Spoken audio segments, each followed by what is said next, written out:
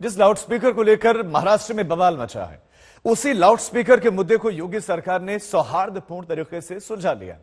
UP में तमाम विवाद के मुद्दों को आपसी सहमति से निपटाया जा रहा है, जिसकी मिसाल अब दूसरे राज्यों में भी दी जाने लगी है।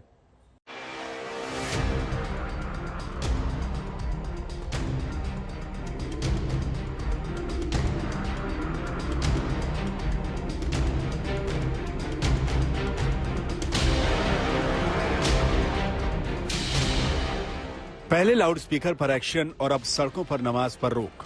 ये मुद्दे देश की सियासत को गर्म करते हैं। जो मुद्दे देश का सांप्रदायिक माहौल बिगाड़ते हैं, वो मुद्दे यूपी में आपसी सहमति से भाईचारे की मिसाल दे रहे हैं।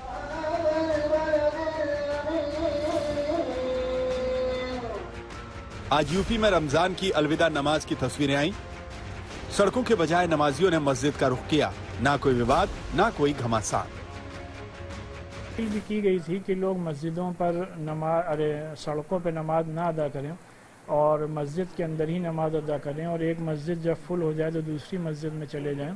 तो लोगों ने उस पर अमल किया है। तो बहुत ज़्यादा लाउडस्पीकर की ज़रूरत भी नहीं थी।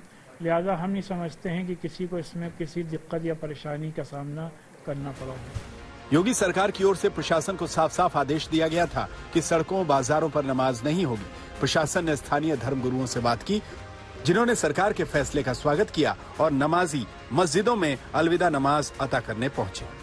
तो इसमें शासन की तरफ से जो भी आदेश दिए गए हैं कि रोड पे या कहीं भी कोई ऐसी जगह जिसमें दूसरों को भी किसी को तकलीफ हो, रास्ते में गुजरने वालों को भी तकलीफ हो, तो ऐसी जगह नमाज नहीं अदा करना चाहिए। कोशिश करनी चाहिए कि अपनी मस्जिद में और अपने रास्ते को छोड़ करके नमाज को अदा किया जाए।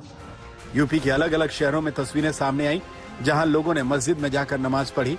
कानपुर से लेकर गोरखपुर तक, मेरठ से मुजफ्फरनगर तक शांतिपूर्ण तरीके से अलविदा नमाज अता की गई।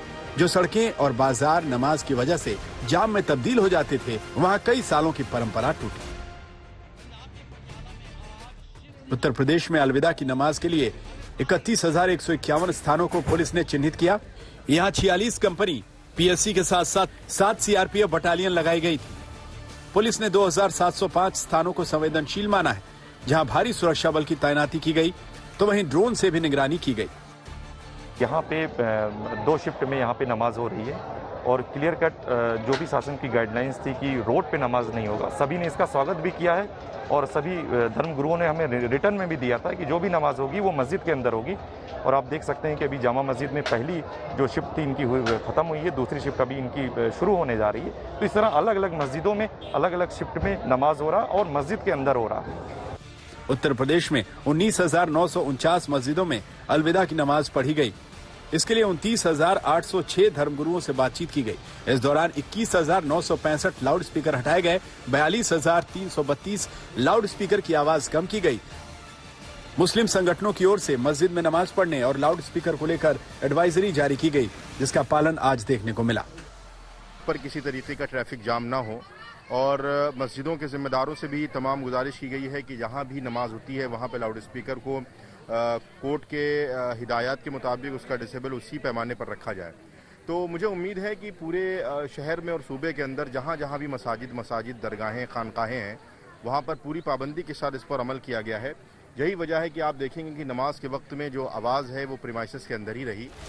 हालांकि इसके इतर राजस्थान के जयपुर से सड़कों पर भारी संख्या में नमाज पढ़ने की तस्वीरें सामने आई। उधर अब योगी सरकार के फैसले की तारीफ बाकी राज्यों में हो रही। अजान के खिलाफ हनुमान चालीसा का संग्राम छेड़ने वाले राज ठाकरे ने योगी का नाम लेकर उद्धव सरकार पर तंज किया। सीएम योगी को शुभकामनाएं देते हुए आभार तो जताया ही, साथ ही ये लिख दिया कि बदकिस्मती से महाराष्ट्र में योगी नहीं भोगी है, जगदम्बा उन्हें सद्बुद्धि दे।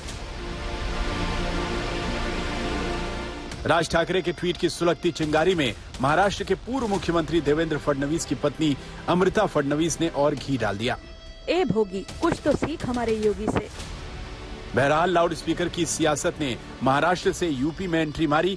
उस सियासत ने योगी सरकार के एक्शन के बाद दम तोड़ दिया। जिन सड़कों पर नमाज का मुद्दा सियासी संग्राम लेता, यूपी में वही मुद्दा अब मुद्दा नहीं रहा। आज तक ब्यूरो।